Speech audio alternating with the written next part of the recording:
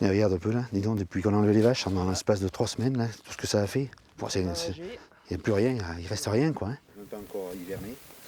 Sur cette parcelle de prairie, l'herbe a quasiment disparu. Le fautif, le voici. Voilà les fameux rats qui nous ruinent depuis des années. 70% des terres de Richard et Jérémy sont touchées. Près de 80 hectares où pullulent à nouveau des rats-taupiers par milliers. C'est pas beau quoi pour l'avenir. Plus ça va et plus c'est compliqué, plus les épisodes de rats se rapprochent. Et on commence à avoir un peu de haine, on va dire, parce que ça devient de plus en plus compliqué. Je ne sais pas trop quel mot employer pour vous dire la détresse dans laquelle on est. Chaque jour, un rat-taupier dévore son poids en racines, soit près de 200 grammes. Et il pourrait y avoir jusqu'à 1000 rats à l'hectare. Richard et son fils Jérémy sont obligés d'acheter du foin, de la paille et des compléments alimentaires pour nourrir leurs vaches. 25 000 € de frais supplémentaires chaque année de pullulation. Et depuis 1990, je suis installé, à chaque fois il y a des épisodes en zone de montagne comme ça. En plus, on a une période de végétation qui est très courte. Et c'est vrai que les rats nous ont ruinés, parce qu'à chaque fois qu'on arrive à mettre, entre guillemets, un petit peu de trésorerie de côté et tout, ça repart toujours pour l'achat de fourrage, l'achat d'aliments, pour nourrir les animaux et tout. Et on est toujours à bout, qu'on n'arrive pas à sortir la tête de l'eau. C'est plus possible, c'est plus possible. À des kilomètres à la ronde, sur ces terres infestées de rats, se trouvent aussi des captages d'eau. Celui de Saint-Flour, par exemple, ou du village de Richard et Jérémy, dont l'eau affleure à même la terre par endroits.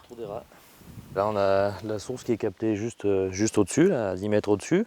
Et les rats, avec les galeries, ont commencé à détourner la source. Et l'eau de la source privée, l'eau qu'on boit, l'eau de maison, hein, elle ressort par les galeries. Donc l'eau est en contact direct avec les rats. On a rattaqué de boire de l'eau en bouteille parce qu'aujourd'hui, on a peur pour notre santé, avant tout.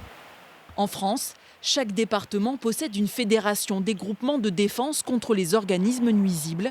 C'est elle qui coordonne la lutte contre le rat-taupier. Là, c'est pas étonnant qu'on n'en trouve pas parce qu'ils sont passés. La veille, Jean-Paul Hurgon a traité son champ à la bromadiolone. Ce sont ces grains bleus, un puissant anticoagulant utilisé contre les rats-taupiers. Ça a une efficacité quand même, mais bon, il peut peut-être y avoir mieux et on souhaite qu'il y ait mieux. Les cycles se renouvellent facilement tous les 4 ans, donc ça fait trop souvent et ça nous fait trop de pertes fourragères. Jugée néfaste pour l'environnement, l'utilisation de la bromadiolone sera définitivement interdite le 20 décembre prochain. Une autre molécule a été homologuée, le phosphure de zinc, commercialisé sous le nom de Ratron GW. À l'inverse de la bromadiolone, l'État n'a pas validé l'application mécanique du produit.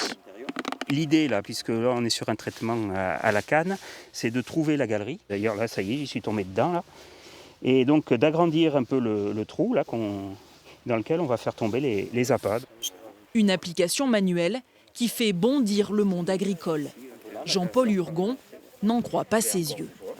Vu l'état des parcelles, c'est impossible de pouvoir le faire à la main. On nous laisse un autre sort, hein, parce que je pense que les rats, ils auront la partie belle. Hein. Si ça continue comme ça, pas de matériel et un produit qui est quand même cher, on ne pourra pas, hein. C'est tout simplement. Hein.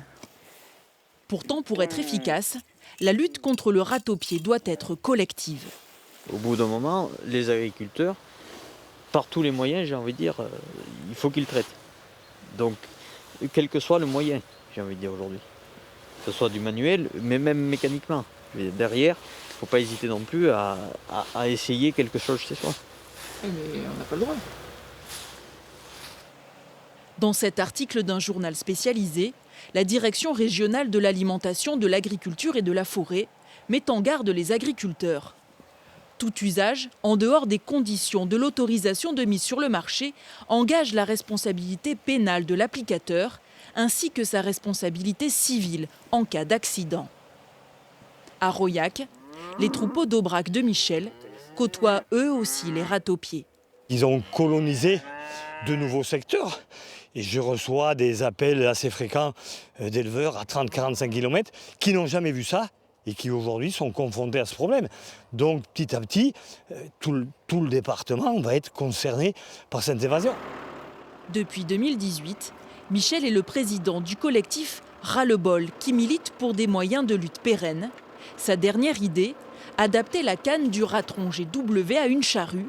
Le principe reste manuel, mais beaucoup plus efficace. Le poison qu'on nous propose aujourd'hui, le ratron, on a droit à mettre 2 kg l'hectare. Ça représente 40 000 grains, c'est ce qui est écrit sur le sac. Avec une machine comme ça, en apportant quelques modifications, ça peut se faire peut-être dans 1 heure ou 2.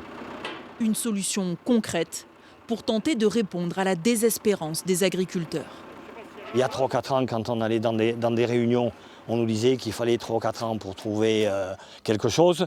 La dernière réunion qu'on a eue là dans l'été, on nous dit qu'il nous faut 2 ou 3 ans. Alors donc on en a peut-être 2030, 2040, je ne sais pas si encore je serai de ce monde, pour voir la fête des râteaux-pieds. Une émotion palpable quand d'autres se disent déjà hantés par l'état de leurs prairies au printemps prochain, accablés de voir leurs animaux dépérir. Un cauchemar à répétition pour le monde agricole.